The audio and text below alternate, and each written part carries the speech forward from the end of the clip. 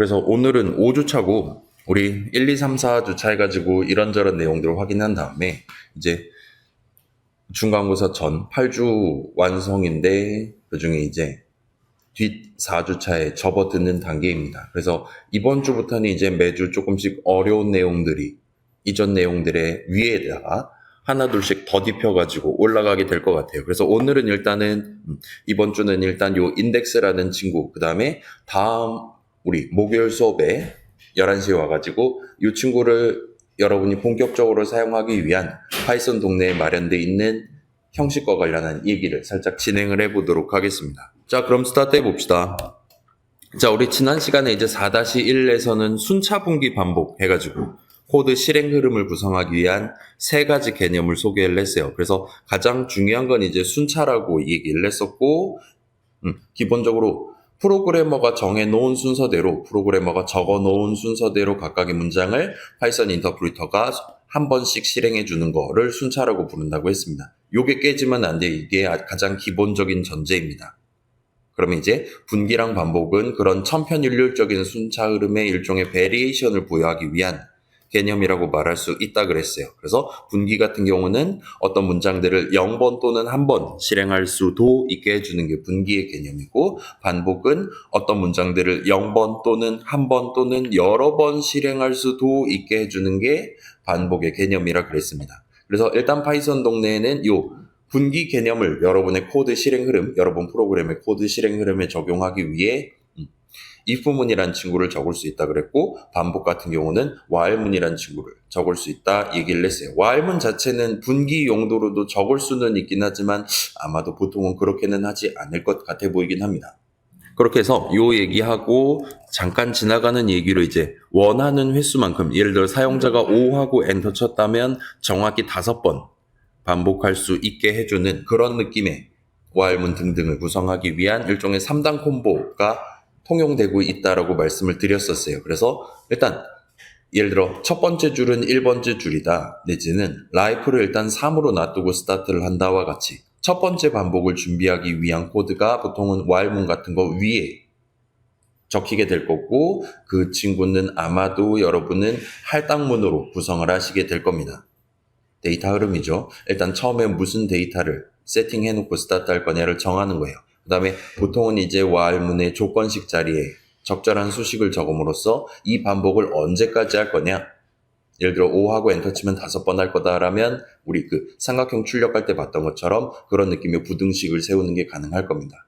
life가 남아있는 동안, life가 0보다 큰 동안 반복하겠다와 같이 적는 것도 가능할 것 같아요.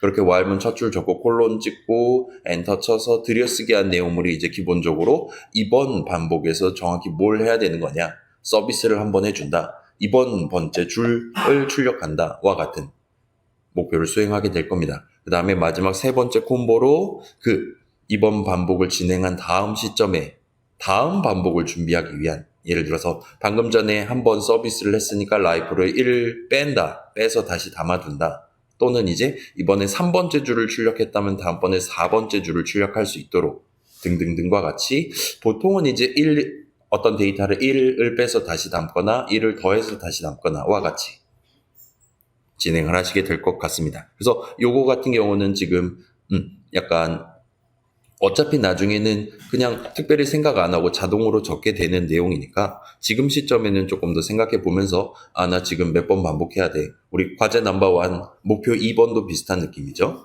그래서 최대 10번 반복해야 돼, 9번 반복해야 돼 와 같은 목표를 여러분이 달성하고 싶다면 이런 느낌의 3단 콤보를 준비를 해 두시는 것도 방법일 것 같습니다. 아무튼 그래요. 그래서 내 프로그램에서 사용할 데이터를 다루기 위한 세 가지 방법. 그래서 요거는 이제 4-2에서 요 마지막 세 번째를 우리가 소개를 해봤다고 보시면 좋을 것 같아요. 프로그램을 구성하는 각각의 문장들이니 수식들이니는 전부 다 프로그래머인 우리가 직접 적는 겁니다. .py 파일이라든가 인터랙티브에 적을 수 있었어요. 그럴 때 이 프로그램은 노래 가사를 정확히 2배속으로 출력하는 프로그램이야 라는 몇 배속으로 출력할 건가에 대해서 그 중요한 데이터, 배속이라는 데이터를 프로그래머인 내가 직접 정하고 싶다. 내가 미리 정해놓고 담아놓고 그러니까 지정해놓고 저장을 하고 싶다라면 그때는 여러분이 프로그래머가 리터럴을 적어두는 게 가능합니다. 내가 원하는 숫자가 튀어나올 만한 항상 그 숫자가 튀어나올 만한 수식을 적어주면 되는 거예요. 2배속이면 2, 8배속이면 8 적으면 됩니다. 자, 그러지 않고 나는 직접 몇 배속으로 출력할지 정하지 않고 대신에 F5 눌렀을 때 컴퓨터 앞에 있는, 키보드 앞에 있는 사용자가 직접 정할 수도 있게 해주고 싶다. 라면 그때는 이제 인풋 호출식을 섞어가지고 뭐 int 괄호 닫고 같은 걸로 묶을 수가 있겠죠. 아무튼 사용자가 직접 이 프로그램 안에서 사용할 데이터를 정하게 하는 방법도 우리가 배웠습니다. 그래서 나는 지금 코드 적고 있는 나는 나중에 사용자가 F5 눌렀을 때 2하고 엔터 칠지 8하고 엔터 칠지 모르는 상황이에요. 아무튼 그렇긴 하지만 사용자가 입력한 그걸 갖고 숫자 만들어서 템포에 담아놓고 아래 내용을 이어서 실행하도록 만들면 얼마든지 저 사람이 원하는 배속으로 노래 가사를 출력하도록 프로그램을 구성할 수 있을 겁니다. 그 다음에 마지막 세 번째, 우리가 알고 있는 세 가지 방법 중에 마지막 세 번째는 프로그래머인 나도 모르고 몇 배속으로 출력될지 모르고 눈앞에 있는 사용자도 모르도록 만드는 방법이 존재한다라는 걸 확인을 했어요. 그래서 랜덤이라는 친구를 임포트를 해와서 random.randint 등등등을 활용하시는 게 가능합니다.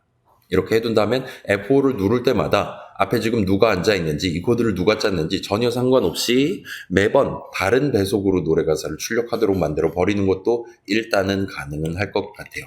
아무튼 이렇게 세 가지 방법을 서로 모아가지고 여러분이 머릿속에 담아두시면 우리 나중에 게임 만들 거잖아요. 게임에서 예를 들어 뭐 적을 처치하면 점수를 올릴 때 어떻게 올릴 것이냐.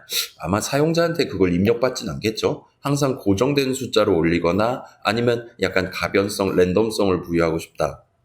같은 여러분의 소망이 있을 때 그 소망을 여러분의 게임, 여러분의 파이썬 프로그램에 적용하기 위해 어떤 식으로 접근해야 되냐. 와 같은 것들을 생각하는데 약간의 도움을 받을 수가 있게 될 겁니다. 물론 그때는 사용자가 엔터키 칠 때까지 하염없이 기다리는 게 아니라 그냥 사용자가 지금 스페이스바를 누르고 있냐, 마우스 포인터를 지금 빨간색 네모로 가리키고 있냐 같은 식으로 약간 어떤 의미에서는 실시간 측면에서의 사용자 입력을 받아갖고 쓸 것 같긴 하지만 뭐 그런 측면을 제외한다면 이 세 가지 방법 자체는 그때나 지금이나 여전히 유효하다고 여러분 생각하실 수 있을 겁니다.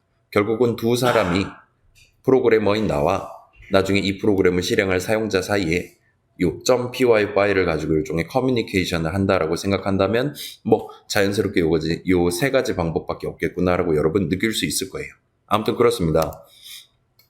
그래서 4주차까지 해서 우리가 꽤 다양한 것들을 배우기는 했는데 아직까지는 여러분이 그러니까 내 머릿속에 담겨있는 생각을 컴퓨터도 납득할 수 있도록 .py 파일에다가 옮겨 적는 게 그리 쉽지만은 않을 거예요. 그래서 어디가 어렵냐라고 생각해 본다면 우리 지난 시간에 살짝 나왔던 것처럼 그 코드 실행 흐름을 여러분은 무조건 이 순차, 분기, 반복의 조합만으로 나눠서 다룰 수가 있어야 됩니다. 근데 그러기에는 물론 이제 우리 머릿속 생각이 너무나도 복잡하기 때문에 어려울 수도 있긴 하지만 일단 약간 스킬 관점에서 본다면 아직은 우리가 파이썬의 모든 문장들을 다 본 건 아니에요. 우리가 문장 적을 수 있는 방법이 한계가 있습니다. 몇 가지 안 돼요. 수식 적는 방법도 마찬가지고요. 그래서 우리가 지금 구사할 수 있는 코드 자체를 적는 방법이 그렇게 다양하지 않다라고 여러분이 생각을 해주실 수 있을 것 같아요. 뭐 분기, 반복, if문, while문으로 어떻게든 됩니다. 하면 되긴 해요. 그렇기는 한데 그래서 구체적으로 조건식을 어떻게 적어야 정확히 내가 원하는 횟수만큼 이 while문이 내용물을 반복 실행할 것이냐 등등을 구성하기 위해 여러분이 아직도 구경해 봐야 될 만한 내용물들이 엄청나게 많다라 생각해 주시면 좋겠습니다.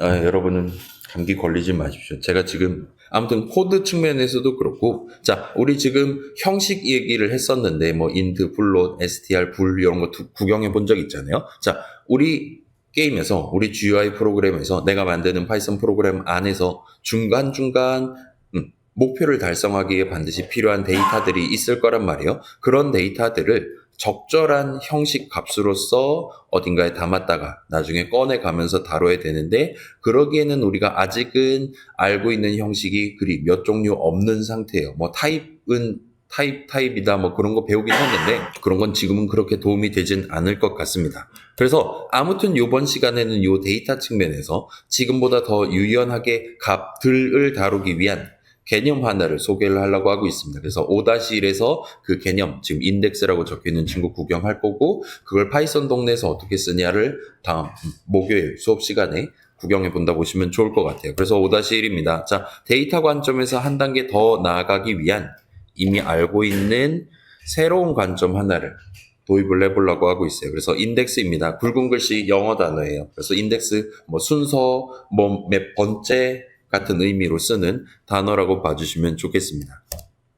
아무튼 이 친구를 도입하기 위해서 우리가 이런저런 얘기들을 오늘 추가로 구경을 해보게 될 것 같습니다. 그래서 새로 나오는 단어 위치라는 단어 나올 것 같고 이름이라는 단어가 오늘 굵은 글씨가 됩니다. 그 다음에 이름사전이라는 단어가 오늘 처음 튀어나와요. 그 다음에 칸 나올 것이고 오늘의 주인공인 인덱스 친구가 마지막에 등장한다 보시면 됩니다. 자, 그래서 어제 이제 과제 넘버 2를 제가 지난 주말에 과제 넘버 2를 만들어 갖고 어제 이제 들고 가긴 했는데 이게 5-1이 생각보다 시간이 오래 걸리더라고요. 그래서 3시간 수업에서는 저 과제 넘버 2 설명이 어려울 것 같아서 그냥 쿨하게 한 주를 연기를 했습니다. 그래서 우리 지금 과제 넘버 1 마감이 다음 주 토요일까지잖아요.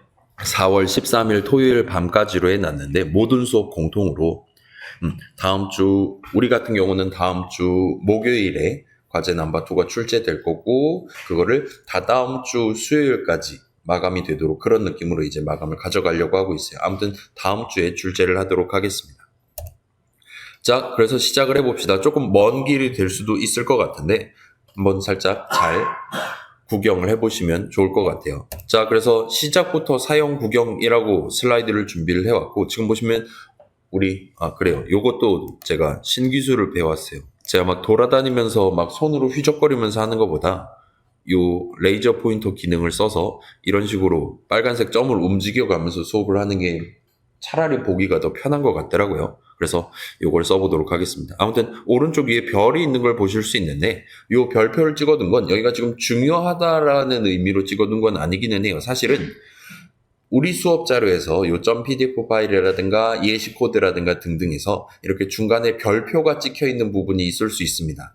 .pdf 파일 같은 경우는 슬라이드 오른쪽 위에 별표가 찍혀 있을 수 있어요. 요거는 이 슬라이드에만 적혀 있는 내용은 절대로 시험에 출제되지 않음을 의미한다 보시면 될 것 같습니다. 그리고 우리 1주차 시작 .pdf 파일 보시면 거기는 아예 제목 슬라이드, 첫 번째 슬라이드에 별표가 찍혀 있어요. 그런 식으로 제목에 별표가 찍혀 있다면 그 .pdf 파일에만 나온 내용은 절대로 시험에 출제되지 않는다라고 봐주시면 좋을 것 같습니다. 예를 들어 우리 중간고사 40%입니까? true false 이런 거 내지 않는다는 거예요. 그래서 이런 별표는 상대적으로 덜 중요하거나 2, 4학번 기준으로 1학년 친구들 기준으로 지금 시점에 구경은 해볼 수 있는데 그게 정확히 뭐냐 이해하고 내가 사용해 보기는 엄청 어려울 법한 그래서 현재 우리 관점에서는 약간 지역적이다라고 말할 수도 있을 법한 그런 내용들을 소개할 때 이렇게 종종 별표를 찍을 예정입니다. 여러분 이제 과제 넘버 1 .py 파일을 몰래 살짝 열어봐도 제가 적어놓은 코드 구경할 때도 거기서도 여러분이 지금 몰라도 되는 부분 이제 사실은 제가 적어놓은 코드는 1도 안 봐도 되거든요. 우리 프린트 함수정의 내용을 보고 사용한 거 아니잖아요. 우리 과제 넘버 1 같은 경우는 new number baseable 함수 정의 그런 거 전혀 구경 안 하셔도 과제를 할 수 있긴 한데 여러분 심심하면 구경할 수도 있는 거잖아요. 자, 그래서 그런 친구들을 위해서 그 안에 주석을 적기는 했는데 여러분이 지금 시점에 절대 신경 써서 구경하지 않아도 될 만한 몰라도 될 만한 부분에는 주석으로 별표를 찍어놨습니다. 그 별 모양 있잖아요. 한자 하면 나오는 거.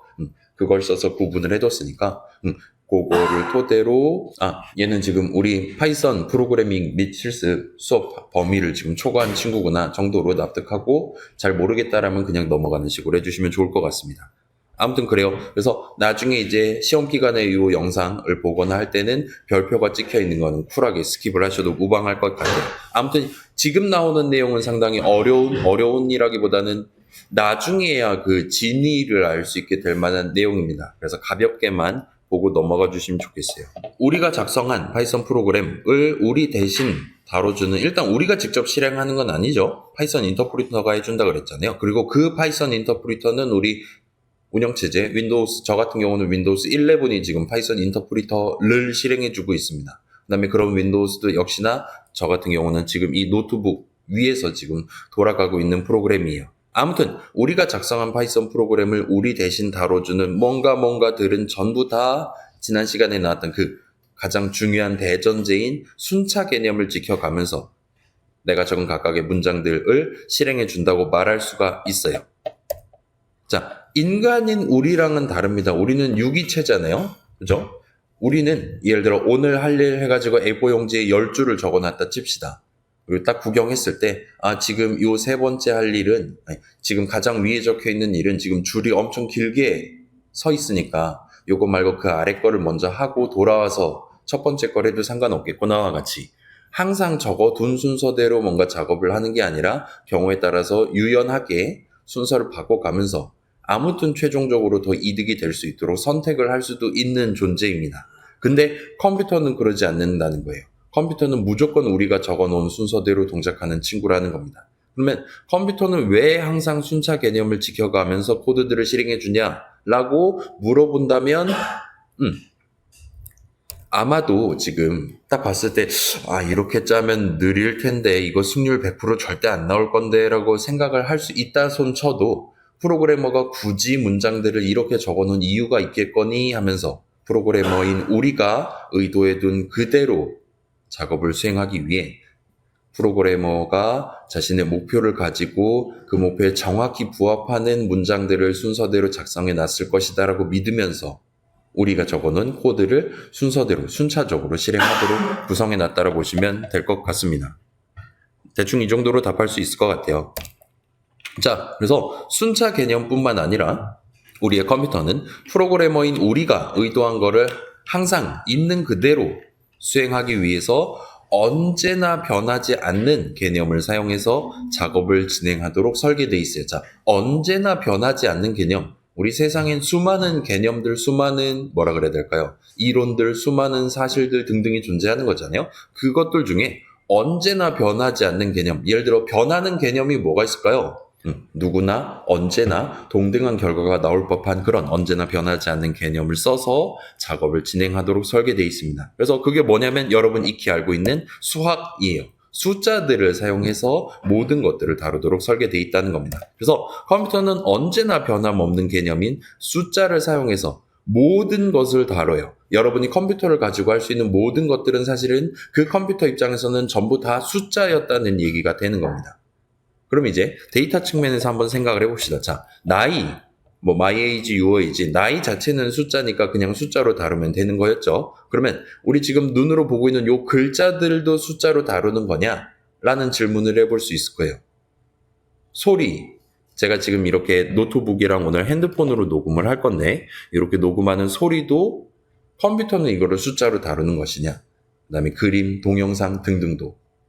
일단은 결론부터 말씀드리면 맞습니다. 그래서 글자 같은 경우는 여러분 그 유니코드라는 단어를 들어본 적이 있어요?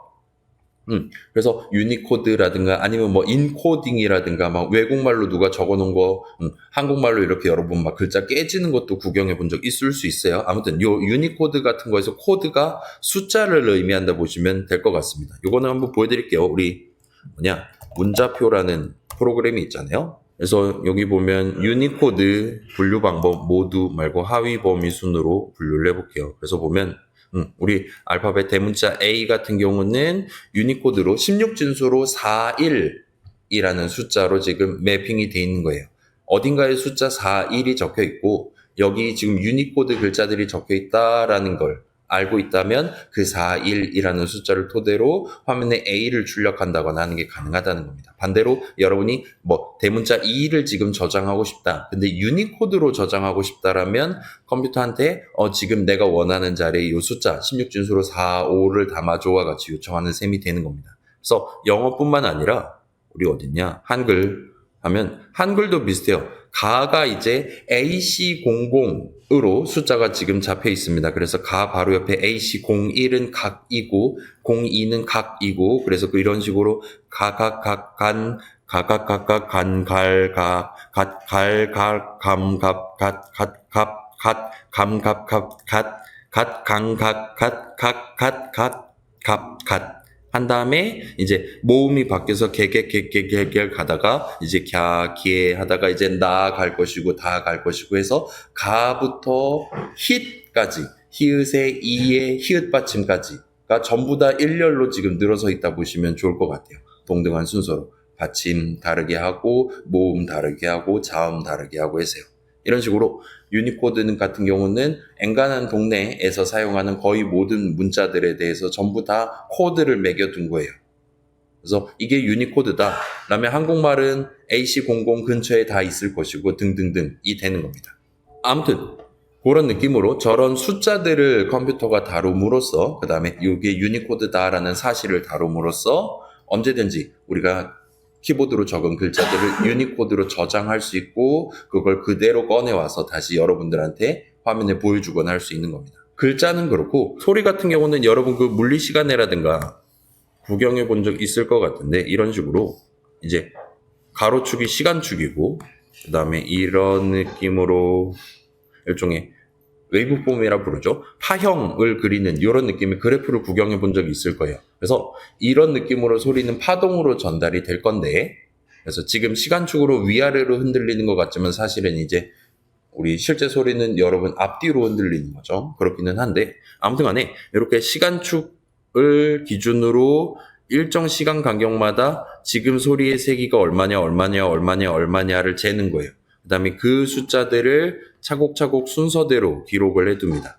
그렇게 해서 저장을 하면 그게 .wav 같은 느낌의 웨이브 파일이 되는 거예요. 근데 보통 그건 이제 용량이 크니까 예를 들면 mp3라든가 mp4라든가 그런 식으로 압축을 하기는 하죠. 아무튼 이런 식으로 지금 뭐 첫 번째 구간, 두 번째 구간, 세 번째 구간 크기는 얼마야 요 숫자들을 다 기록을 해두고 저장을 했다가 나중에 이제 요 파일을 열어서 그 각각의 숫자들을 읽어오면서 실시간으로 지금 스피커를 앞으로 조금 밀었다가 뒤로 조금 당겼다가를 하는 겁니다. 그래서 스피커를 진동을 시킴으로써 다시금 우리한테 파동으로써 그 당시에 녹음했었던 소리랑 매우 유사한 뭔가를 출력을 해주는 게 가능한 거죠. 아무튼 그래요. 그래서 보통 이제 이런 식으로 시간축을 기준으로 잘게 잘라서 그 각각의 숫자라든가 데이터를 기록하는 걸 보통 이제 샘플링이라고 부르죠. 아무튼 그렇습니다. 자, 그 다음에 이제 그림 같은 경우는 여러분 뭐 들어본 적 있죠? 뭐, 풀 HD라고 하면 1920에 1080인 거잖아요? 그러면 이제 요런 그림 한 장을 가지고 요 그림 한 장을 가로로 1920 등분하고 세로로 1080 등분을 하는 거죠. 그래서 그 작은 하나하나를 보통 이제 픽셀이라고 부른다고 들었을 것 같고 그 각각의 픽셀에 대해 여기는 지금 무슨 색상으로 칠해야 되냐? 색상과 관련한 정보를 역시나 숫자로 기록을 해둘 수가 있게 됩니다.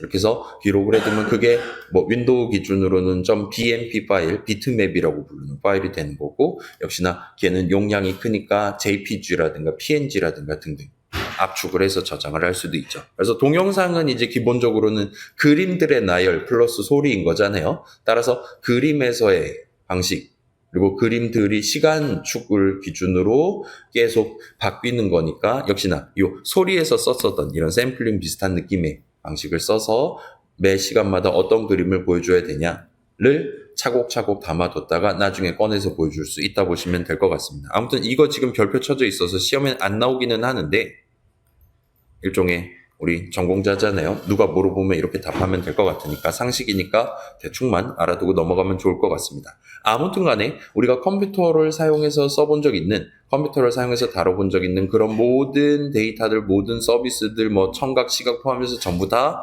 컴퓨터는 그것들을 숫자를 가지고 숫자들의 나열, 덩어리 등등으로 표현해 가면서 다루고 있었다라고 말할 수가 있어요. 자, 그럼 이제 질문을 해볼 수가 있을 거예요. 우리 수업에서도 지금 컴퓨터가 이런 거 할 수 있어요. 프로그램이 이런 걸로 구성되어 막 별의별 요소들이 다 튀어나왔었단 말이에요.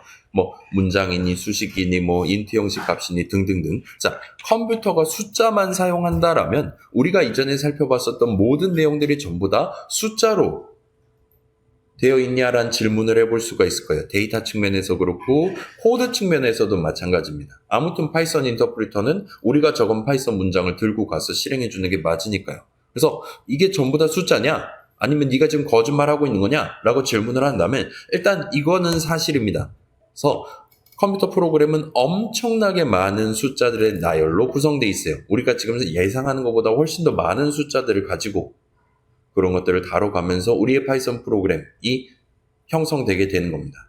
그리고 조금 더 정밀하게 말하면 사실은 실행 중인 프로그램은 오로지 숫자들로만 구성되어 있다라 말할 수 있어요. 그러니까 우리 수업에서 다룬 것들 중에 예를 들면 순차, 분기, 반복 이런 개념에 해당하는 단어들도 있었잖아요. 그런 애들은 당연히 프로그램에 숫자로서 직접 그 자체가 담겨 있거나 하진 않아요. 근데 만약에 이 프로그램에 담겨 있다. 그러니까 실행 중인 프로그램이 진짜로 다뤄야 되는 무언가다.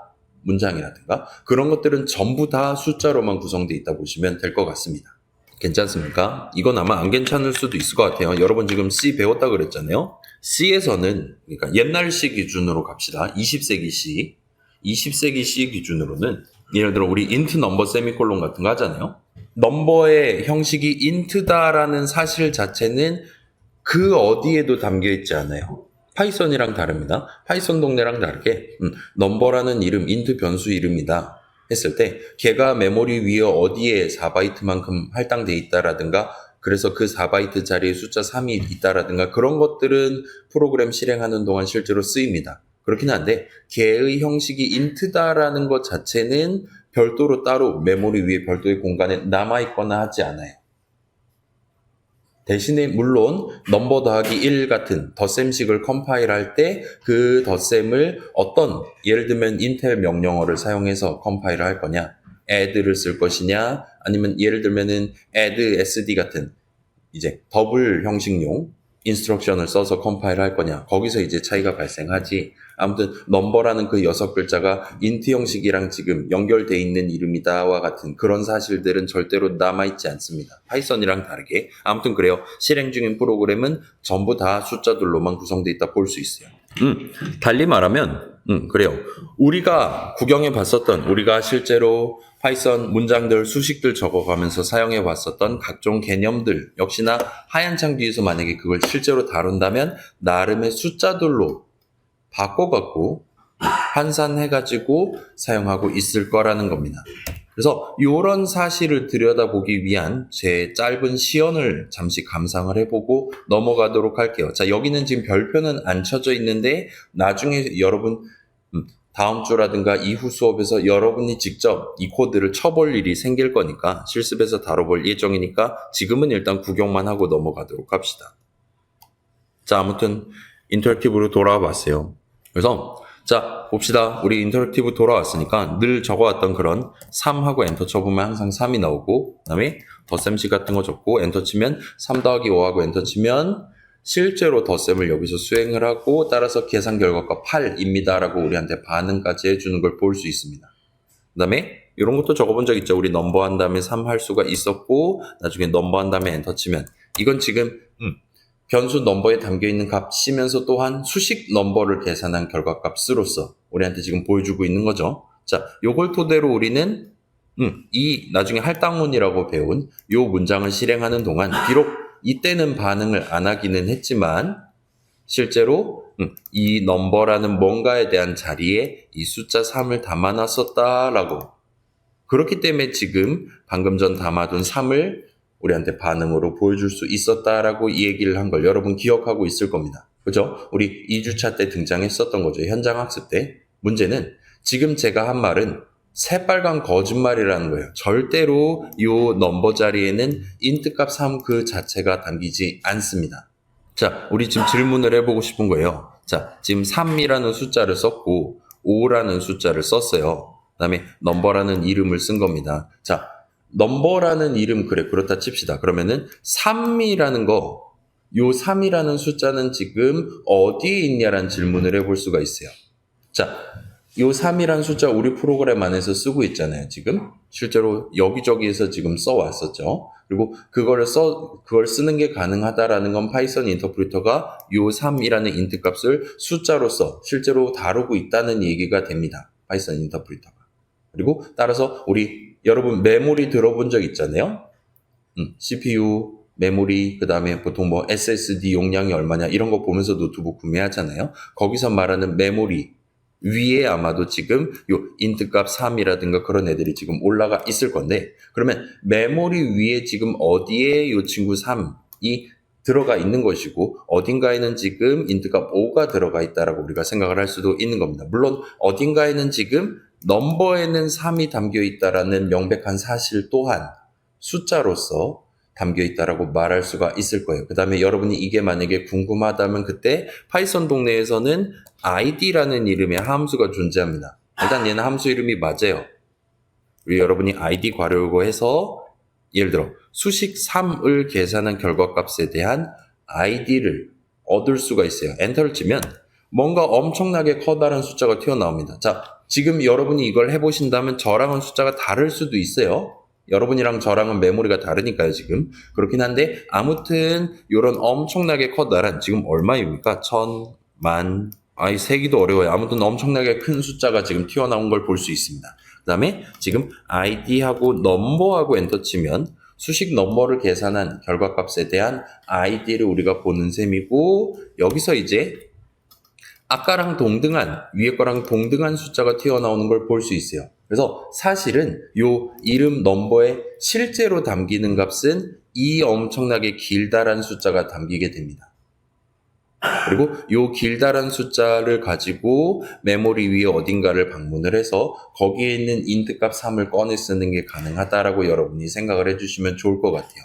그래서 우리가 나중에 예를 들면 넘버는 4하고 엔터를 쳤다 칩시다. 그러면 이제 id 넘버는 요 넘버라는 이름 자리에는 이제 2232가 아니라 2264라는 숫자가 담기게 돼요.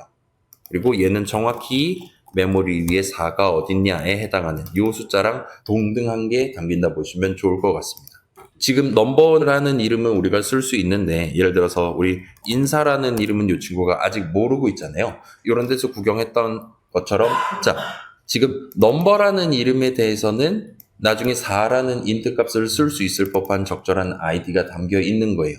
반면 인사라는 이름에 대해서는 그런 게 지금 전혀 담겨 있지 않은 겁니다. 그러니까 어떤 이름들에 대해서는 저 id 값이 담겨 있는 거고 현재 기록되어 있는 거고 그렇지 않은 이름도 존재하는 거예요. 그 다음에 여러분이 그런 내가 지금 적을 수 있는 이름들이 뭐가 있나를 확인을 해보는 게 가능합니다.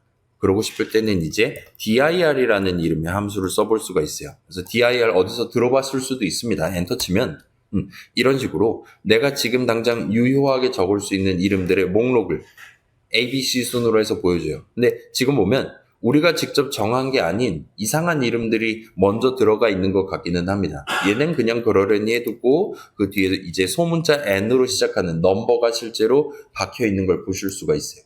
그래서 여러분이 예를 들면 N2는 5하고 엔터를 치는 게 가능할 거예요. 요거 엔터 치면 이 전까지는 아마 N2하고 엔터 치면 오류가 났었을 건데 이제는 N2라는 이름을 유효하게 쓸 수 있는 거죠. 그래서 그걸 토대로 다시 한번 본다면 아까 전이랑 다르게 지금 이제 N2라는 두 글자짜리 이름을 적을 수가 있게 됐습니다. 지금 등재되어 있는 이름입니다. 라고 우리한테 얘기를 해주는 걸 확인을 할 수가 있습니다. 마지막으로 자 그래서 지금 넘버라는 이름 N2라는 이름을 쓸 수 있다는 건 일단 알았어요. 근데 여러분이 이 넘버라는 이름을 써서 구체적으로 어떤 값을 메모리 위에 어딘가에 있는 어떤 값을 활용할 수가 있는 거냐 N2라는 이름에 대해서는 어떤 값을 사용할 수 있는 거냐를 확인하고 싶다면 그때는 VARS라는 이름의 함수가 또 마련이 돼 있습니다. 이 친구를 열었다 닫았다 하면 잘은 모르겠지만 이런 식으로 뭔가 복잡한 사연을 우리한테 이 얘기를 해주고 있어요. 이 앞에 거는 그냥 그러려니 해두시고 그 약간 뒷면 보시면 지금 넘버라는 이름을 가지고는 인트값 4를 우리가 사용할 수 있고 N2라는 이름을 가지고는 5를 사용할 수 있습니다. 라고 우리한테 이 얘기를 하는 걸 볼 수 있습니다. 물론 여러분이 여기서 예를 들어서 뭐 이런 식으로 함수 정의를 적었다 칩시다. 그러면 이제 넘버하고 엔터 치면 함수가 들어있는 거잖아요. 그걸 토대로 생각해 본다면 이제 넘버라는 이름을 가지고 여기에 있는 뭔가 함수라는 친구를 함수 덩어리 하나를 쓸 수 있습니다. 라고 우리한테 응답을 해주는 걸 여러분 확인해 볼 수 있을 겁니다. 그 다음에 지금 보시면 함수 넘버입니다. 한 다음에 at이 지금 박혀 있잖아요. 골뱅이가 박혀 있어요.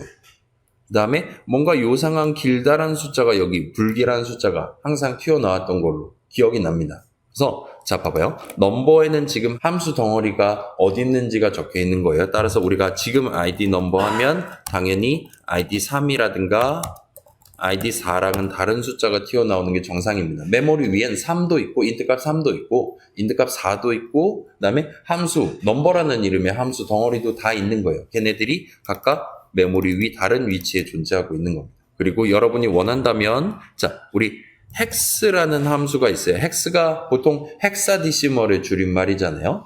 16진수를 표현하는 거죠. 그래서 여러분이 예를 들면 32라는 그러니까 인트값 32를 16진수로 표현하려면 어떻게 내가 적으면 되는 거냐와 같이 여러분이 활용해 볼 수 있는, 체크해 볼 수 있는 함수입니다. 그래서 16진수로 0x20과 같이 리터럴을 적는다면 10진수로 32를 의미하는 겁니다라고 우리한테 답변을 해줘요. 그래서 여러분이 저걸 그대로 리터럴로 적고 엔터 치면 진짜로 10진수 32입니다라고 우리한테 응답을 해주는 걸 볼 수 있습니다. 우리가 지금 해보고 싶은 건 저 엄청나게 커다란 숫자들을 16진수 표현을 구경을 해보는 거예요. 얘는 여전히 잘 모르겠어요. 4도 여전히 잘 모르겠어요. 그다음에 넘버 같은 경우는 지금 넘버 이름 가지고 함수 쓸 수 있는 거잖아요. 함수 덩어리는 16진수로 치면 요 자리에 지금 있습니다라고 우리한테 얘기를 해준 셈이 됩니다. 그다음에 얘는 정확히 지금 넘버하고 엔터 쳤을 때 파이썬 인터프리터가 우리한테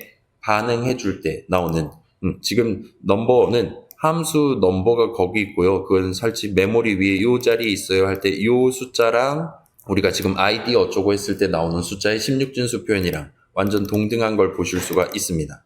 실제로 완전 똑같은 게 튀어나와요.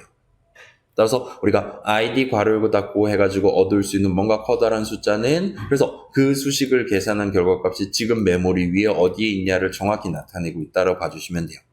그래서 지금 넘버라는 이름에는 아까 전에 함수 정에서 구성한 요 3 엔터 친 한 문장으로 구성되어 있는 그 넘버라는 이름의 함수에 대한 함수 덩어리가 메모리 위에 어디 있냐가 지금 담겨 있다라고 봐주시면 될 것 같습니다. 대충 요 정도까지 하면 드디어 어려운 내용을 본격적으로 얘기할 준비가 끝이 나요. 자, 그래서 복습을 위한 슬라이드입니다. 메모리 얘기가 이제 처음 등장했어요. 여러분 메모리가 컴퓨터에 달려있다는 거 다 알고 있죠? 요즘 8기가, 16기가 그 정도 달아놓고 쓰죠? 노트북 기준으로는. 아무튼 프로그램에서 사용하는 모든 숫자들은 기본적으로는 그 프로그램이 실행되고 있는 그 컴퓨터의 메모리에 담겨 있어야만 해요. 예를 들어 그 숫자들이 다른 컴퓨터에 있다. 예를 들면 카카오톡 새 메시지 같은 것들은 일단은 내 핸드폰에는 없는 거잖아요. 카카오 서버에 있는 거잖아요. 그럼 일단은 내 핸드폰은 카카오톡이라는 앱을 켰을 때 가장 먼저 카카오 서버에서 그 중요한 값을, 숫자들을 다운로드를 해와야 됩니다. 그래서 일단 내 컴퓨터로 들고 와야 돼요. 그 다음에 그 숫자들이 예를 들면 메모리가 아니라 다른 곳, C 드라이브라든가 SSD라든가 그런 데 담겨 있다면 일단은 걔네들을 오픈을 해서 메모리 위로 올려줘야지 사용을 할 수가 있습니다. 괜찮아요? 프로그램에서 사용하는 모든 숫자들, 프로그램은 우리의 컴퓨터, 우리의 프로그램은 모든 거를 숫자로 다룬다 그랬어요. 첫 번째. 그 다음에 모든 숫자들은 전부 다 프로그램에서 사용하려면 메모리 위에 올라와 있어야 된다는 겁니다. 그래서 여기서 말하는 모든 숫자에는 방금 봤던 인트값 3, 한 글자뿐만 아니라 함수 정의로 구성해봤던 그 인사 덩어리, 내용물 등등이 전부 다 포함된다 보시면 돼요. 아무튼 프로그램이 다루는 모든 것들은 전부 다 메모리 위에 있어야 됩니다. 그리고 우리의 파이썬 인터프리터는 우리가 적어둔 문장을 실행하는 도중에 필요에 따라서 메모리 어딘가에 있는 값을 가져와서 예를 들면 메모리 어딘가에 있는 인트값 3을 들고 오고 어딘가에 있는 인트값 5를 들고 와서 실제 덧셈을 수행한다거나 할 수 있는 거예요. 그 다음에 메모리 어딘가에다가 새로운 값을 담거나 하는 것도 가능합니다. 이게 넘버 덩어리인가 봐. 여기다 놔야지 하면서 담는 게 가능하다는 거예요. 자, 그렇다 보니까 이제 위치값이라는 개념이 등장을 합니다. 파이썬 인터프리터가 메모리 어딘가에서 값을 가져오거나 담거나 하는데 메모리는 사실 엄청나게 크단 말이에요. 일단 킬로면 1000이죠. 대충 1024, 1000이라 칩시다. 그 다음에 킬로에 제곱하면 메가가 되는 거죠. 그럼 이제 100만이 되는 거죠. 그 다음에 그 다음 단계가 기가니까 10억이 됩니다. 그래서 16GB다라면 160억 바이트가 되는 거예요. 엄청나게 큰 거죠. 자, 그런 드넓은 메모리 위에 지금 인트값 3이 정확히 어딨냐, 인트값 5가 정확히 어딨냐, 그런 정확히 한 곳을 특정하기 위해 파이썬 인터프리터는 위치값, 보통 어드레스 주소값이라고 표현을 하기는 해요. 아무튼 간에 저는 위치값이라고 말하도록 하겠습니다. C랑 구분하기 위해서. 아무튼 이런 위치값을 사용해 가면서 작업을 수행하도록 설계되어 있습니다. 그래서 메모리 어딘가에는 숫자 3이 있을 수도 있고 인사 내용물이 있을 수도 있고 등등등이에요. 이 둘은 당연히 지금 프로그램 실행하는 어떤 시점에 둘 다 공존을 하고 있을 수 있단 말이에요. 우리 인사 함수 정의 적어놨다 하더라도 막 인트값 3이 지워지거나 하진 않을 거라는 겁니다. 아무튼 간에 이 둘은 당연히 서로 다른 위치에 담겨 있을 거기 때문에 각각에 대한 위치값도 서로 다르게 지정되어 있다 보시면 돼요. 아무튼 우리의 파이썬 인터프리터는 그런 위치값만 알고 있다면 메모리 위 딱 그 자리로 가서 거기 담겨 있는 값을 가져와 갖고 다음 계산, 예를 들면 덧셈, 예를 들면 함수 출식 계산에 얼마든지 활용을 할 수 있습니다. 자, 일단 프로그래머가 원한다면 나도 직접 지금 이름 넘버에 담겨 있는 거 아니면 인트값 3이 메모리 어디 있는 거지? 지금 넘버 내용물은 지금 메모리 위에 어디 있는 거지?를 id라는 함수에 대한 호출식을 적음으로써 어떤 수식을 계산한 결과값이 메모리 위에 어디 담겨 있는지를 다루는 게 가능합니다. 일단 우리가 지금 다운로드했던 python.org에서 그냥 무료로 지금 배포하고 있는 일반적인 파이썬 환경에서는 이 id 값이 곧 메모리 상에서의 위치 값이라고 말할 수 있어요. 이건 조금 이따 다시 한번 구경해 볼게요. 이게 아닌 동네도 있긴 한데 일단 가장 메이저한 버전들은 전부 다 이 id 값이 곧 메모리 상에서의 위치 값, 어드레스라고 보실 수 있습니다. 아무튼 우리 수업에서는 이렇게 다루는 값을 그냥 편의상 id 값이라고 발음을 하도록 하겠습니다. 그래서 수식 id 괄호열고 3 괄호 닫고랑 id 괄호열고 4 괄호 닫고는 계산 결과값이 서로 달랐어요. 왜냐? 숫자값 3이랑 4는 서로 다른 값이고 이 둘을 둘 다 메모리 위에 담아두려면 서로 다른 자리에다가 각각 여기다가 3 담고 여기다 4 담아야지와 같이 서로 다른 위치에다 담아둘 필요가 있었기 때문입니다. 괜찮아요? id3이랑 id4가 다른 이유는 각각 그 인트 값이 담겨있는 메모리상의 위치가 다르기 때문이에요. 라고 봐주시면 좋을 것 같습니다. 자, 그래서 사실은 우리가 이제까지 적어둔 할당문 같은 것들을 실행할 때 넘버는 3 엔터 같은 걸 실행할 때 이름 넘버에 대해서 실제로 담기는 값은 인트 값 3 그 자체가 아닌 id 값을 대신 담게 됩니다. 그렇게 id 값을 담아뒀다가 나중에 수식 넘버를 계산할 때 그 담아뒀던 id 값을 들고 와서 메모리 위에 있는 그 id 값을 토대로 진짜 인트 값 3을 들고 와서 다음 계산에 활용을 하게 되는 거예요. 예를 들면 수식 넘버 더하기 5를 한다. 그럼 일단 수식 넘버를 계산해요. 그러면 기록해뒀던 id 값을 들고 오는 겁니다. 그걸 가지고 다시금 인트 값 3을 들고 오는 거예요. 옆에 있는 리터럴도 비슷한 느낌이에요. 아무튼 그렇습니다. 그래서 함수 출식을 계산할 때도 비슷한 느낌이에요. 일단은 수식 인풋을 먼저 계산합니다. 인풋 괄호 닫고를 하기 위해서. 그래서 이름 인풋에 담겨있는 id 값을 먼저 가져온 다음에 그 값을 토대로 메모리 위에 인풋 덩어리 내용물을 실행하기 시작한다 보시면 좋을 것 같아요. 우리 인풋 함수 이름이라 배웠잖아요. 이 친구에 대해서도 지금 당연스럽게도 id 값이 기록되어 있다라 보시면 되는 겁니다. 그리고 요 숫자를 들고 메모리를 구경하면서 여기 지금 함수가 있구만. 얘 지금 키보드 입력받는 건가 보다 하면서 그 내용을 차근차근 실행하기 시작할 수 있다는 겁니다. 언제? 요 수식을 계산한 결과값을 활용할 때. 그래서 여러분이 원한다면 얼마든지 수식 인풋을 계산한 결과값을 넘버에 담는 게 가능했던 거고, 그럼 이제 넘버에는 함수 인풋이 메모리 위에 어딨냐가 담겨 있는 거고, 그걸 토대로 우리는 얼마든지 넘버라는 이름을 써서 수식 넘버를 적음으로써 메모리에 있는 인풋 내용물을 실행하는 게 가능한 거죠. 라고 봐주시면 좋을 것 같습니다. 자, 그래서 이름 얘기가 이제 드디어 굵은 글씨가 됐어요. 일단은 파이썬 동네에서 이 이름은 name이라고 부르고, 예를 들어 C 같은 프로그래밍 동네에서는 이 이름을 identifier라고 부릅니다. 자, 아까 전에 id라는 이름 구경해 봤잖아요. 이게 아마도 identifier의 줄임말일 거예요. 우리 ID 비밀번호 할 때 그 ID가 이겁니다. identifier는 보통 이제 C 동네에서 요 이름을 identifier라 부르는데 그거를 직역할 때는 이제 식별자라는 표현을 여러분 한국말로 구경해 본 적 있을 수도 있어요. 아무튼 파이썬 동네에서는 이름이라고 부릅니다. 자, 방금 전 설명했던 그런 내용이 귀에 잘 안 들어오면 정상이에요. 이 ID 값, 메모리 상에서의 위치 값 같은 것들은 프로그래머가 직접 다루기에는 좀 번잡합니다. 겹치지 않아야 되고 등등등 조건이 좀 까다로워요. 그렇기 때문에 대부분의 프로그래밍 언어들은 진짜 ID 값들 대신에 적절한 이름을 사용해 가면서 수식을 적을 수 있도록 다양한 서비스를 지원을 합니다. 그런 제도들이 마련되어 있어요. 그래서 여러분이 이름을 적어가면서 내 파이썬 코드를 완성하고 F5를 누르면 파이썬 인터프리터는 그 이름에 대해서 본인이 기록해뒀었던 적절한 ID 값들을 중간중간 꺼내와 가면서 실질적인 계산을 수행한다 봐주시면 좋을 것 같아요. 그래서 넘버의 3, 그러니까 넘버는 3하고 엔터 친다. 그러면 넘버라는 이름에 대해 id 3을 기록을 해둔다는 겁니다. 그러면 나중에 수식 넘버 더하기 5를 계산하는 시점에는 그 이름 넘버에 대해 기록해뒀었던 id 값을 들고 와서 아무튼 등등 덧셈을 할 수도 있어요. 그 다음에 당연스럽게도 데이터 측면뿐만 아니라 함수, 내용물, 덩어리, 코드 측면에 대해서도 비슷한 느낌으로 인사라는 이름에 대해서 미리 담아뒀던 id 값을 활용해서 그 함수 인사 진짜 내용물, 메모리 어딘가에 있는 덩어리를 실행하기 시작할 수도 있게 되는 겁니다. 자, 이 이름은 오늘 굵은 글씨가 나오긴 했지만 이에 대한 정확한 얘기는 나중에 다시금 구경을 해보도록 할게요. 일단 오늘은 지금 인덱스 얘기, 데이터랑 관련된 얘기 위주로 넘어가려고 지금 떡밥을 깔고 있다고 보시면 될 것 같습니다. id 값을 기록해 둘 때 파이썬 인터프리터는 일종의 사전을 사용하도록 되어 있습니다. 보다 쉽게 이름과 위치 사이의 관계를 다룰 수 있도록 이름 사전을 사용해서 각각의 이름에 대한 id 값을 기록 및 유지를 해요.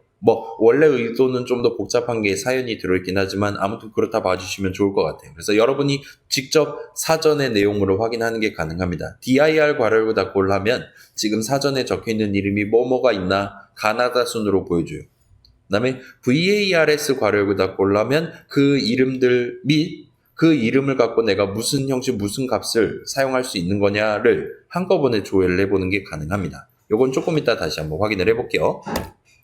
자, 그래서 여기까지 하면 대충 우리가 지금 납득할 만한 내용 정리가 끝이 나요. 꽤 많은 내용들이 지나갔는데 방금 구경했던 그 메모리 얘기, id 값 얘기를 조금만 더 가까이 가서 확인을 해보고 오도록 하겠습니다. 요건 구경만 하셔도 좋아요. 자, 그래서 요것도 별표 붙어 있으니까 구경만 하셔도 좋아요. 저만 코드를 한번 쳐보도록 하겠습니다. 자, 그래서 우리 지금 3하고 엔터 치는 게 가능하다 그랬고, 그 다음에 헥스 한 다음에 id 한 다음에 3 하면 지금 그 int 값 3이 메모리 위에 요 자리에 있습니다 라고 저는 지금 주장을 하고 있는 거예요. 그리고 그게 진짜로 맞나를 우리가 검증을 해보려고 하고 있습니다. 어떻게 하면 돼요? 메모리를 들여다보면 되겠죠. 그렇기 때문에 진짜로 메모리를 지금 까보려고 하고 있습니다. 자, 여러분 이런 수업 흔치 않습니다. 자, 여러분 아마도 본 적 있을 비주얼 스튜디오라는 친구를 들고 왔어요. 이 친구를 열고 연결을 해서 이 친구는 갈고리를 가지고 있어요. 그래서 우리가 지금 쓰고 있는 파이썬 인터프리터 친구 파이썬 w.exe라는 친구의 갈고리를 걸어보도록 하겠습니다. 잘 보이죠? 연결을 할게요. 그래서 연결을 했고 그럼 이제 그 친구는 갈고리가 걸렸어요. 이제 내 꼭두각시가 됐습니다. 메모리 17MB 쓰고 있나 봐요. 많이도 쓴다. 일시정지를 하고 너 지금 어디쯤 실행 중이니 한번 구경해 보도록 할게요. 대충 메모리 여긴가에 있는 요 명령어를 실행하고 있었나 봐요. 무시하고 우리는 메모리 탭을 열어서 메모리 엄청나게 넓다 그랬잖아요. 지금 보시면 자, 돋보기로 보여드릴게요. 또 지금 보시면 00000 번지부터 쭉쭉쭉쭉 해서 지금 막 아까 전 살짝 나왔는데 FFFF 번지까지 막 엄청나게 말도 못하게 넓습니다. 그렇긴 한데 이 비주얼 스튜디오 동네에서는 이걸 가지고 검색을 때려볼 수가 있어요. 아까 전에 그 ID3 했을 때 튀어나왔던 인트값 3은 메모리 여기 있습니다 라고 우리한테 보여줬었던 그 16진수를 검색을 때려보도록 할게요. 그럼 엔터 치면 진짜 지금 메모리 위에 이 자리에 무슨 데이터들이 순서대로 콕콕콕 숫자들이 박혀있나를 우리가 조회를 해볼 수가 있어요. 그 다음에 제가 지금 완전히 거짓말을 하고 있다는 걸 여러분 파악할 수 있습니다. 3은 개뿔이 FF가 적혀 있어요. FF면 16진수로 FF면 10진수로 얼마입니까? 255죠. 255가 담겨 있어요. 그 뒤에도 255, 255, 255, 그 뒤엔 또 0000이 담겨 있습니다. 지금 제가 거짓말한 거냐? 아니기는 해요. 자, 우리 지금 쓰고 있는 요 파이썬 인터프리터는 기본적으로 64비트 용을 지금 쓰고 있습니다, 우리는. 자, 1바이트가 8비트잖아요? 그죠? 그러면 64비트면 8바이트가 됩니다. 그 다음에 다행스럽게도 이 16진수는 16진수면 2진수 그러니까 뭐라 그래야 될까요? 8비트를 16진수로 표현한다면 그때 두 자리를 쓰게 돼요. 그러니까 16진수 한 자리로 4비트만큼을 표현할 수 있습니다. 두 자리로 8비트만큼 표현할 수 있는 거고, 여기는 지금 1바이트 단위로 메모리 내용을 끊어서 우리한테 보여주고 있었어요. 근데 우리가 얼마든지 이거를 8바이트 단위로 끊어서 구경을 해보는 게 가능합니다. 그러면 다시금 아무튼 3은 적혀있지 않는 걸 확인을 해볼 수가 있어요. 자, 그래서 메모리 지금 방금 전 ID3 했을 때 튀어나왔던 그 자리에는 사실은 지금 FFFFFFF 42억 어쩌고저쩌고 하는 엄청나게 커다란 숫자가 담겨 있습니다. 그 뒤에는 역시나 뭔가 더 불길한 요상한 숫자가 담겨 있는 걸 볼 수 있어요. 그 다음에 그 바로 뒤에 있는 8바이트에는 숫자 8이 지금 담겨 있는 것 같아요. 그 다음에 바로 그 뒤에 진짜로 3이 지금 담겨 있는 걸 구경을 해보실 수가 있습니다. 그래서 지금 파이썬 동네에서는 int 값 3을 다루기 위해 이만큼을 지금 사용하고 있는 거예요. 32바이트를 씁니다. 그래서 진짜로 메모리 위 저 자리에는 파이썬 동네의 int 형식 값 3이 담겨 있는 게 맞아요. 그리고 지금 살짝 보면 바로 아래층을 한번 볼까요? 여기에 지금 4가 박혀 있는 것 같고 이 자리는 지금 5가 박혀 있는 것 같아요. 그래서 지금 보면 자 다시 해동을 시킬게요. 아까 전까지 갈고리 걸어놨었는데 해동을 시킨 다음에 4는 어딨니? 물어보면 비슷한 숫자가 튀어나옵니다. A18이 나와요. 그래갖고 일시정지해서 다시 살짝 한 끗만 움직인 다음에 다시 한번 검색을 때리면 4가 있는 동네라고 보여주는데 사실은 방금 3이 있던 그 32바이트의 바로 아래층에 4가 살고 있는 걸 볼 수 있어요. 또 내려가면 5, 6, 7, 8, 9, A, B, C, D, E, F, 15죠. 그다음 10 하면 16이고 등등등 해서 쭉 내려가서 어디까지 내려갈 수 있냐? 100까지. 그래서 100이면 256이거든요. 그래서 아래로는 256층까지 타워 팰리스가 부럽지 않은 다세대 주택에 지금 인트 값들이 다 모여 살고 있는 걸 볼 수 있어요. 아이, 이 돋보기 또 말썽이구만. 아무튼 그래서 3은 여기 있었고 그래서 3 바로 전에 2가 있고 아래층에 1이 있고 그 뒤에 0이 있고 그 뒤에 1, 2, 3, 4, 5가 있는데 얘네는 사실은 마이너스 1, 2, 3, 4, 5가 담겨 있다 보시면 됩니다. 그래서 파이썬 동네에서 마이너스 5부터 플러스 256 사이의 인트 값들은 전부 다 이 다세대 주택에 살고 있다고 보시면 좋을 것 같아요. 그렇기 때문에 3 같은 경우는 저 다세대 주택에 살고 있는 게 맞기 때문에 그 다세대 주택에서의 위치 값을 가지고 ID 값을 만들어서 우리한테 던져주고 있다 보시면 될 것 같습니다. 괜찮습니까? 그래서 예를 들어 1 더하기 2 같은 거 할 수 있는 거잖아요. 지금 아직 해동이 안 되긴 했는데 다시 켜볼게요. 1 더하기 2 하면 3 나오잖아요. 여러분이 얼마든지 1 더하기 2 한 결과값이 지금 메모리 위에 어딨냐 하면 ID3이랑 동등하게 튀어나오는 것까지 확인을 해 보실 수가 있을 거예요. 우리가 사용하는 int 값 3은 무조건 메모리 위에 저 자리에 존재한다라고 파이썬 인터프리터는 다루도록 설계되어 있습니다. 자, 그러면 int 형식은 그렇다 칩시다. 자, 그러면 우리 int 형식 말고 다른 것도 써본 적 있잖아요. 예를 들면 str 형식을 써본 적이 있죠. 텍스트는 HELLO 5글자야와 같이 하면 이제 우리가 텍스트하고 엔터 치면 헬로 5글자 쓸 수 있는 거란 말이에요, 실제로. 그리고 그게 가능하게 하기 위해서 우리의 파이썬 타입을 왜 하고 있어? xid 텍스트 하면 지금 이 이름 사전의 텍스트 자리에는 실제로는 요런 요상한 숫자, 아까 전이랑은 판이하게 다른 느낌의 요런 요상한 숫자가 지금 담겨 있는 걸 볼 수 있어요. 여긴 엄청 큰 숫자인데 일종의 다운타운 같은 느낌인데 얘는 좀 업타운에 지금 살고 있는 것 같습니다. 그래서 요걸 가지고도 우리가 다시금 검색을 때려볼 수 있을 거예요. 메모리 저 자리에 과연 헬로가 있을 것이냐, str 형식 값이 있을 것이냐를 검색을 때려볼 수가 있고, 그 다음에 검색을 실제로 때리면 역시나 일단 바로 그 자리 8바이트에는 FFFF가 있는 것 같고 그 뒤에는 뭔가 불길한 숫자가 있는 것 같고 그 뒤에는 잘은 모르겠지만 이번에 5가 적혀 있는 걸 볼 수 있어요. 5? 그래서 보면 뒤에 뭔가 요상한 숫자가 적혀있긴 한데 오른쪽 살짝 보면 헬로라고 5글자가 지금 여기에 뜬금없이 적혀있는 걸 볼 수 있습니다. 자, 여기에 지금 적혀있는 내용은 예를 들어서 여기 지금 점이 하나 박혀있단 말이에요. 여기 무슨 글자가 적혀있냐는 이 한 바이트만큼을 쪼개가지고 요걸 이제 글자로 간주하면 무슨 글자냐를 우리한테 보여주는 거예요. 달리 말하면 여기 지금 헬로 5글자를 우리한테 보여주고 있다는 건 메모리 위에 이 자리에 정확히 저 HELLO라는 5개 글자, 그 5개 알파벳에 대한 코드가 지금 문자표에서 볼 수 있는 그 코드가 담겨있다 보시면 되고, 그게 1바이트 단위로 끊어읽으면 순서가 이렇게 됩니다. 그래서 68, 65, 60, 60, 6F 요 5바이트만큼이 실제로 저 str 형식 값의 진짜 본문 내용물이 되는 거예요. 자, 그래서 68이라고 적혀 있는데, 자, 우리 첫 글자 H잖아요. H가 몇 번째 알파벳입니까? 자, A, B, C, D, E, F, G, H 8번째 글자죠. 그 다음에 A, B, C, D, E 5번째죠. 그 다음에 6C, C는 12입니다. 그래서 얘는 이제 L이 될 것이고, 그 다음에 F 15번째죠. 그러니까 12번째보다 3끈만큼 뒤잖아요. 그래서 L 뒤로 셋이니까 MNO. 그래서 얘가 지금 소문자 O를 실제로 의미했다라고 봐주시면 돼요. 진짜로 소문자 헬로가 지금 여기서부터 스타트하는 str 한 칸, str 값으로서 지금 메모리에 진짜 담겨 있는 걸 볼 수 있습니다. 그걸 토대로 본다면 아마 여기 적혀 있는 O는 지금 얘는 5글자짜리 str 형식 값입니다라고 우리한테 이 얘기를 해주는 것 같아 보여요.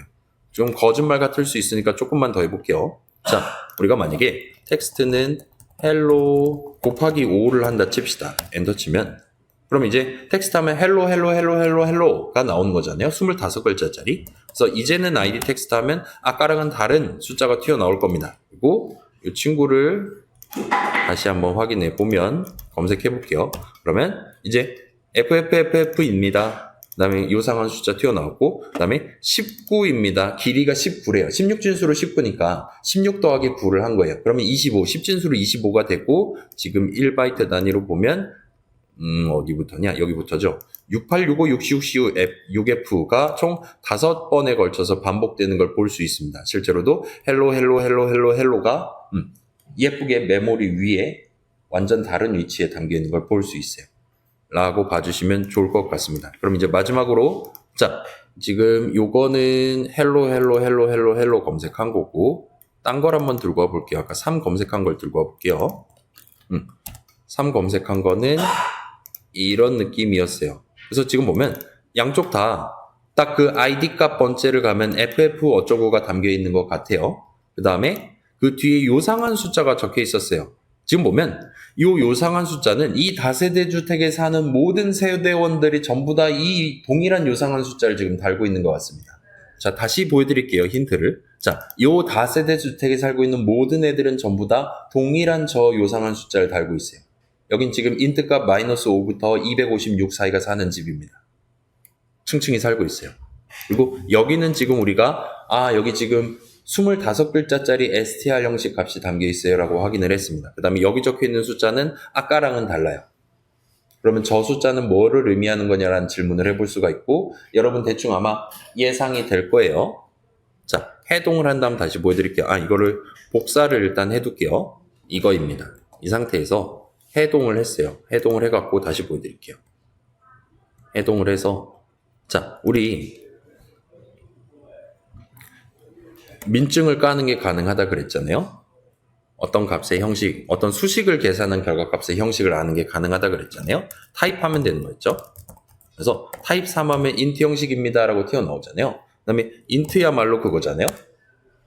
이름 int야말로 그 int 형식 그 자체가 담겨있는 이름이잖아요. 그리고 여러분이 원한다면 당연스럽게도 메모리 위에 그 int라는 게 정확히 어딨냐라는 걸 물어볼 수 있습니다. 그리고 여기서 튀어나오는 게 당연히 걔도 지금 파이썬 인터프리터가 쓰고 있는 거니까 다룰 수 있는 애니까 당연히 메모리 위에 존재하고 지금 여기 있다라고 얘기를 하고 있어요. 그리고 그게 정확히 아까 전에 우리 다세대 주택에 살고 있는 애들은 전부 다 그 FF 바로 뒤에 요 8바이트를 담고 다녔거든요. 정확히 이 숫자가 거기 담겨 있다 보시면 됩니다. 달리 말하면 메모리 위 정확히 이 자리에는 지금 int 형식 값이 담겨 있습니다라는 명백한 사실을 메모리에 같이 적어둔 거예요. 그 다음에 그 뒤에 이제 3이 담겨 있습니다라고 얘기를 하고 있는 겁니다. 따라서 우리는 ID 값만 들고 있으면 바로 가서 그 살짝 오른쪽 한 칸만 눈깃을 흘기 보면 여기 지금 int 값이 담겨 있는 거구나를 확인할 수 있어요. 그럼 내가 메모리 상에 있는 int 값 하나를 읽는 방법에 따라서 그 뒤에 있는 거를 읽으면 되는 겁니다. 그럼 나는 성공적으로 int 값 3을 읽어올 수 있는 거예요. 비슷한 느낌으로 지금 저 숫자는 str 형식이라는 것 자체가 메모리 위에 어딨냐에 해당하는 숫자가 담겨 있던 거예요. 그걸 보고 아 여기 str이 담겨 있구나.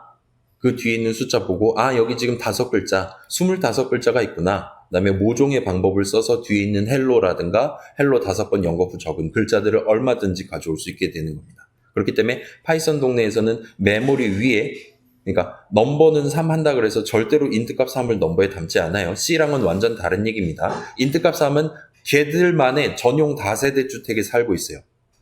그리고 넘버에 실제로 담는 값은 id 값을 담습니다. 그러면 그 id 값을 가지고 우리가 할 수 있는 건 뭐가 있냐? 메모리상의 위치 값만 갖고 할 수 있는 건 모든 걸 다 할 수 있습니다. 왜냐? 그 위치 값을 들고 가서 옆에만 살짝 보면 여기 지금 무슨 형식 값이 살고 있는 동네입니다라고 한 칸입니다라고 얘기를 다 해주기 때문이에요. 그게 다 메모리 위에 적혀 있어요. 그렇기 때문에 거기에 인트 값이 담겨 있든 심지어 뭐 인트 그 자체 덩어리가 담겨 있든 뭐 인사 내용물이 담겨 있든 전혀 상관없이 우리는 항상 id 값, 요 길다란 숫자 하나만 들고 다니면서 그것만 사전에 기록해 가면서 메모리를 활용해도 아무 문제 없이 전체 프로그램을 실행할 수 있다 보시면 될 것 같아요. 대충 이 정도 해두고 이제 풀어주도록 하겠습니다. 아무튼 그래요. 다시 돌아갈게요. 23분이 오늘 풀강하게 생겼는데 잘은 모르겠지만 자 이건 사실이에요. 우리 지금 가장 널리 쓰이고 있는 파이썬 환경에서는 이 id 값이 진짜로 메모리 위에 3이 어디 담겨 있냐, 헬로가 어디 담겨 있냐 그 위치 자체를 의미하는 게 맞습니다. 더 궁금한 친구들 예를 들면 FFFFFFF는 뭡니까? 라는 질문을 해볼 수가 있어요. 되게 불길한 숫자잖아요. 자, 이거 3.11까지는 저게 아니었어요. 3.10까지는 저게 더더욱 아니었습니다. 요즘 좀 파이썬 동네에서 핫한 사람들이 되게 주목하고 있는 어떤 특이한 대격변이 지금 발생하려고 하고 있는데 그거에 대한 준비 과정으로 지금 저기다 FF 적기를 지금 생활화하고 있는 거예요. 일단 저 다세대 주택은 다 한 통속으로 지금 FF를 밀어놓고 있는 상태입니다. 저게 정확히 뭘 의미하는지 궁금하면 저한테 물어보시면 좋을 것 같고 아무튼 별표 찍어놓은 구경은 여기까지 하고 드디어 오늘 본론 얘기로 점프를 해보도록 할게요. 30분 남았는데 할 수 있을까? 그러면 일단은 우리는 지금 목요일에 2시간 비어있고 일단 과제 넘버2는 아예 안 하기로 했으니까 우리 수업은 일단 여기서 스탑을 합시다. 그러면 뒤에 내용 5-1 뒷내용이랑 5-2 이어서 그거는 조금 짧게 끝낼 수 있으니까 빠르게 끝낼 수 있으니까 목요일날 제가 카메라랑 다시 마이크랑 들고 와서 좀 더 안정된 유튜브 영상 만들면서 수업을 이어서 진행하도록 할게요. 아무튼 그러면 오늘 수업은 여기까지 하는 걸로 합시다.